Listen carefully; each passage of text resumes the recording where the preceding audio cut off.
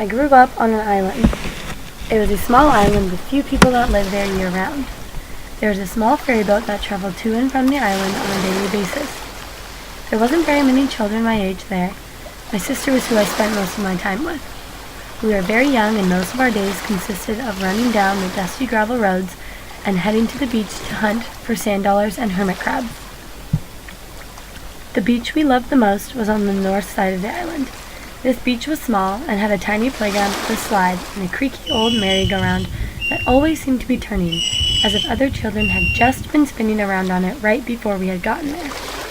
There was a small covered area to shelter ourselves from the always unpredictable Pacific Northwest rain. One day, my sister and I had gone to the beach just like any other day, but this day the tides were extremely low, exposing new stretches of sand we had never had the chance to explore.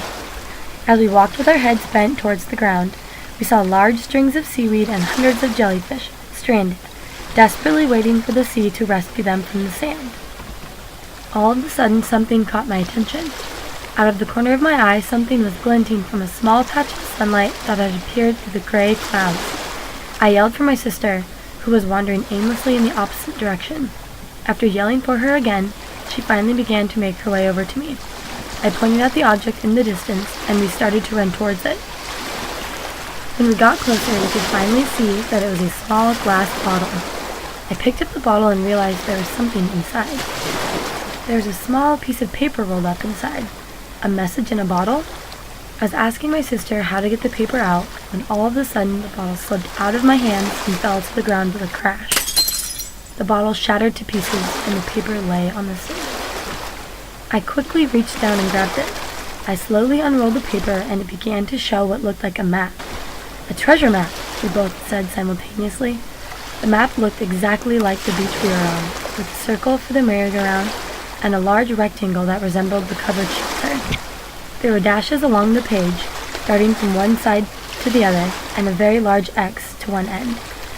We ran off in the direction that the dashes led us, twisting us through the sand to the far side of the shore. Then there was a point on the map that came to a large rock. We saw a few boulders and were certain this is what the map was meaning. We took a sharp turn to the right, following the dashes once again. The next point on the map looked like a house, and when we looked up from staring at the ground, we had stumbled upon a small shack. We couldn't believe this map was working. After the shack, there was a slight turn to the left, and the next stop was the X, next to a stump. This part of the trail seemed long, and we thought for sure we were lost. But then, my sister spotted a tree that had fallen, leaving its stump protruding from the ground. We ran to the stump and immediately started to dig through the earth with our hands. We clawed at the ground for what seemed like an eternity, but found nothing. We were both discouraged, but decided we should dig just a little more. It was then we found something, a small metal box. We ripped the box from the ground and couldn't open it fast enough.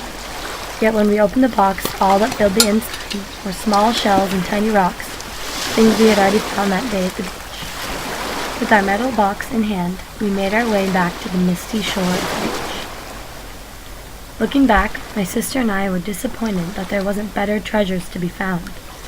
But we had missed the point. The real treasure that day was the excitement of the adventure itself.